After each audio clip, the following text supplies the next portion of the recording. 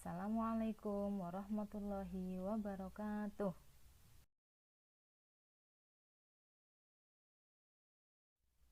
Sebelum pelajaran kita mulai, pastikan kalian sudah menyiapkan buku dan alat tulis ya.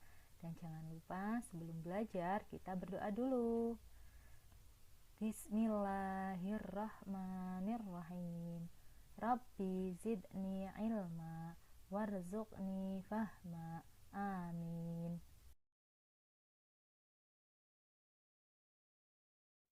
Sebelum kita mempelajari tentang kode dan kodar, kita perlu mengetahui tujuan pembelajaran.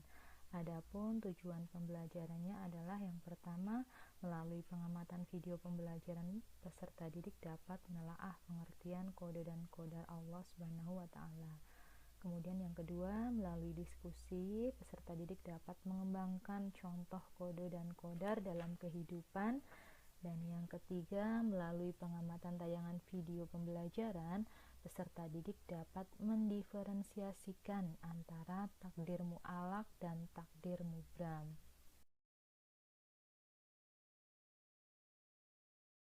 Kemudian yang keempat, melalui pengamatan tayangan video pembelajaran, peserta didik dapat mengaitkan kode dan kodar Allah dengan dalil Al-Quran. Selanjutnya yang kelima adalah melalui pengamatan video pembelajaran, peserta didik dapat menelaah hikmah beriman terhadap kode dan kodar Allah. Kemudian yang selanjutnya adalah melalui pengamatan video pembelajaran, peserta didik dapat mengaitkan contoh hikmah beriman kepada kode dan kodar. Dan yang terakhir adalah melalui diskusi, peserta didik dapat mengembangkan contoh teladan kode dan kodar dalam kehidupan.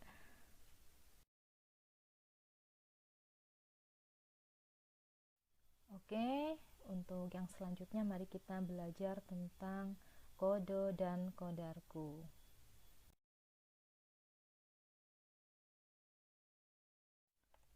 Baik, di sini ada peta konsep tentang kode dan kodar. Kita belajar tentang pengertian, kemudian perbedaannya ada perbedaan kode dan kodar. Kemudian nanti kita juga belajar tentang takdir mu'alaq dan takdir mubram. Kemudian kita belajar dalil. Di sini kita mengacu pada Al-Quran dan hadis. Kemudian ada teladan kode dan kodar dan hikmah beriman kepada kode dan kodar.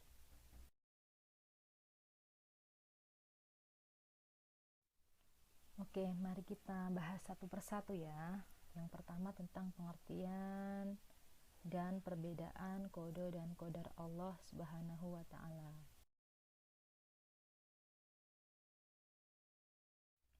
Manusia diciptakan oleh Allah Subhanahu wa Ta'ala dalam keadaan yang berbeda satu sama lain.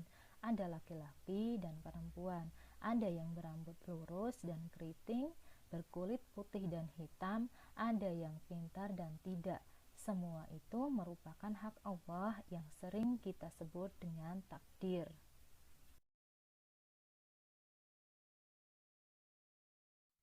Lalu, apa itu kodok?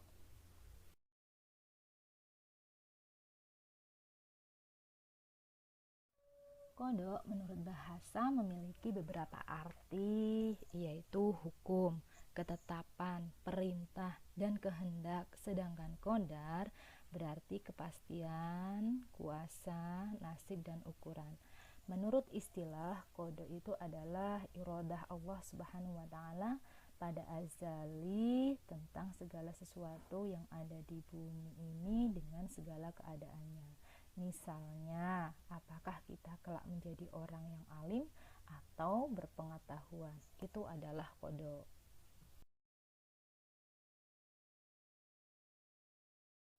Selanjutnya, apa itu kodar?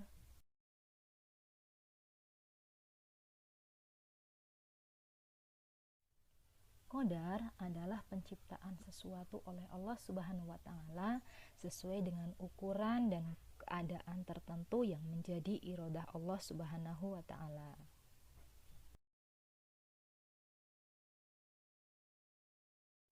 Lalu apa perbedaan kode dan kodar?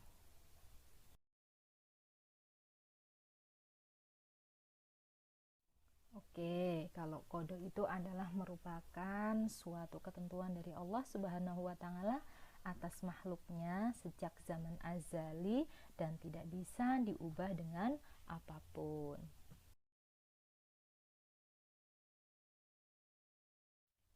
Sedangkan qadar merupakan ukuran atau batasan dari ketetapan Allah Subhanahu wa taala atas segala keputusan di saat kita telah berada di alam dunia sesuai dengan usaha dan daya upaya kita dalam berusaha.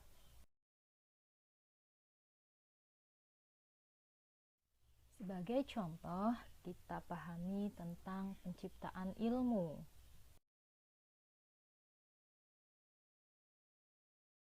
Oke, contohnya penciptaan ilmu di dalam diri kita setelah hadir di dunia sesuai dengan kehendaknya pada azali.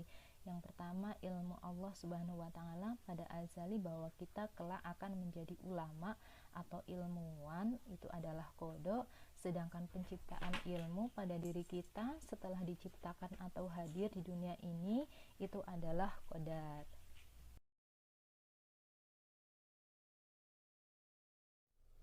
Selanjutnya, dua macam qada dan qadar atau takdir.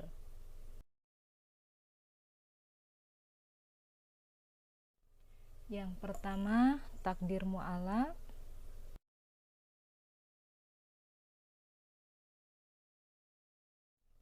Takdir mu'allaq adalah takdir yang dapat diubah oleh usaha manusia, seperti orang yang sakit dengan berobat menjadi sembuh, orang yang miskin bekerja keras kemudian menjadi kaya, pelajar yang nilai ulangan atau ujian setelah belajar tekun menjadi bagus dan sejenisnya.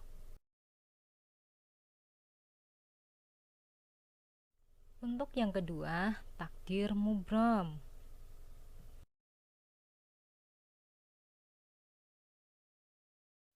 Sedangkan takdir mubram yaitu takdir yang tidak bisa diubah sebagaimana contoh jenis kelamin manusia, kematian manusia, dan jodoh manusia serta yang lainnya.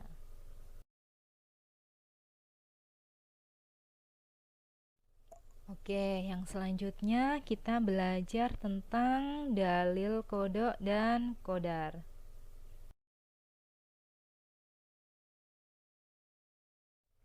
Oke, untuk dalil yang pertama adalah Quran Surat Al-Hadid ayat 22 yang berbunyi A'udzu billahi minasyaitonir rajim. Bismillahirrahmanirrahim. Ma asaba min musibatin fil ardi wala fi anfusikum fi kitabim min qabli an tabraha. Inna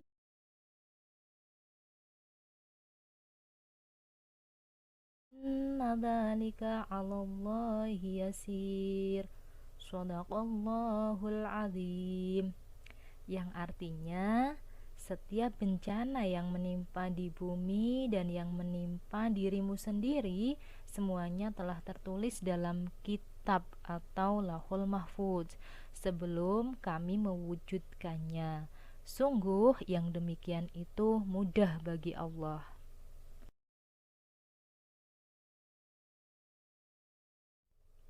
Untuk dalil yang kedua yaitu Quran Surat Ar-Ra'd ayat 11. A'udzu billahi minasyaitonir rajim. Bismillahirrahmanirrahim. Mu'aqibatum min baini yadayhi wa min khalfihi yakhfaduna min amrillah.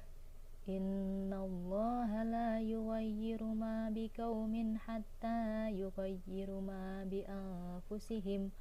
Wa idza aradallahu biqaumin sau'an fala maradda. Shadaqallahul azim. Artinya, dan apabila Allah menghendaki keburukan terhadap suatu kaum, maka tak ada yang dapat menolaknya dan tidak ada pelindung bagi mereka selain Dia.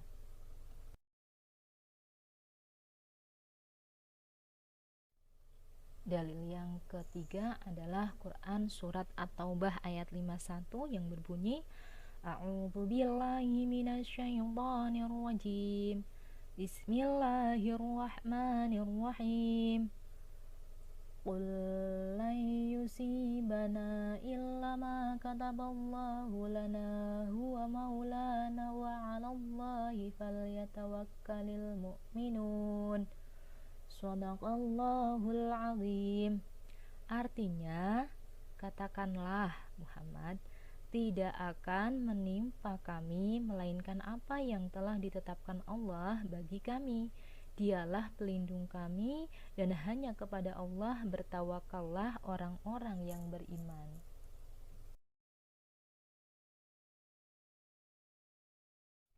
Dan dalil yang terakhir adalah Quran surat Al-A'la ayat 3 yang bunyinya A'udzu billahi minasyaitonir rajim.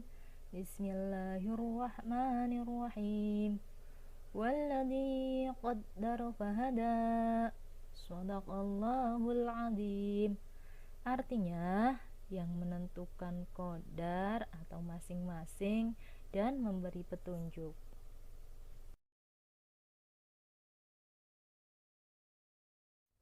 Pembahasan selanjutnya adalah teladan kodo dan kodar.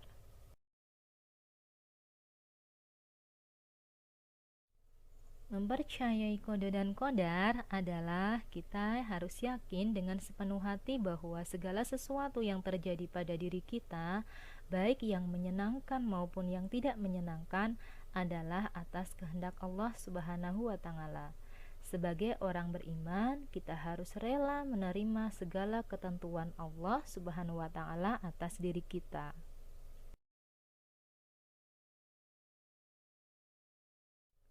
Di dalam sebuah hadis qudsi, Allah Subhanahu wa Ta'ala berfirman yang artinya, siapa yang tidak ridho dengan kodoku dan kodorku dan tidak sabar terhadap bencanaku yang aku timpakan atasnya, maka hendaklah mencari Tuhan selain aku. Hadis riwayat Tobroni.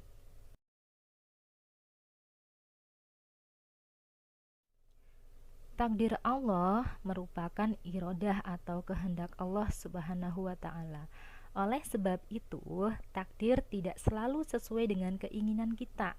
Tatkala takdir atas diri kita sesuai dengan keinginan kita, hendaklah kita bersyukur karena hal itu merupakan nikmat yang diberikan Allah kepada kita.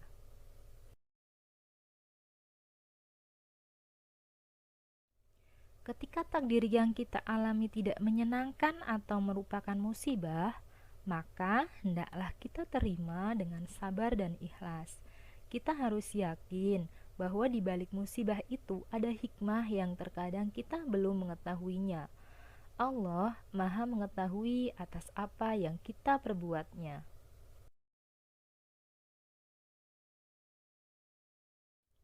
Selanjutnya, kita membahas tentang hikmah beriman terhadap kodo dan kodar.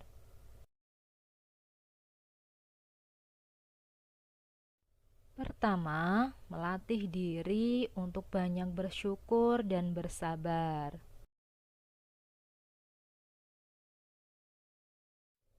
Orang beriman ketika mendapatkan keberuntungan, kebahagiaan, dan kenikmatan akan bersyukur kepada Allah Subhanahu wa Ta'ala. Namun sebaliknya, jika orang beriman mendapatkan atau mengalami musibah dalam bentuk apapun, pasti akan sabar, sebab itu merupakan ujian bagi dirinya.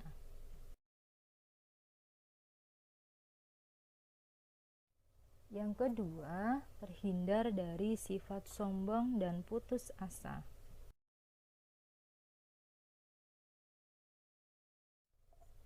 Orang yang tidak memiliki keimanan kepada kode dan kodar, salah satunya bisa dilihat jika seseorang tersebut memperoleh keberhasilan.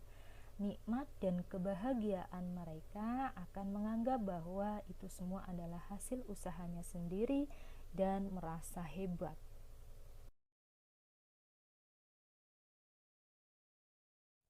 Hikmah yang ketiga, mampu optimis dan giat bekerja.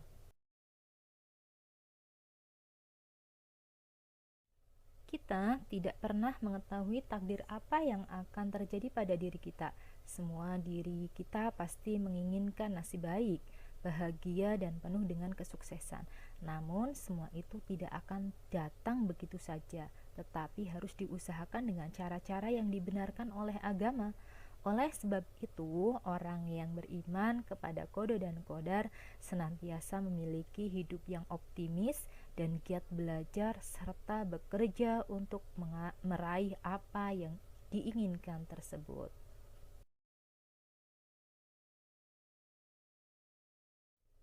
Dan hikmah yang keempat adalah menenangkan jiwa.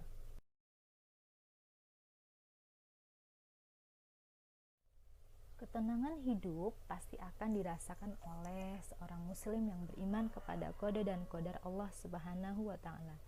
Sebab muslim tersebut akan selalu senang, ikhlas dan sabar dalam menerima setiap ketentuan baik dan buruknya dalam kehidupan yang dijalani.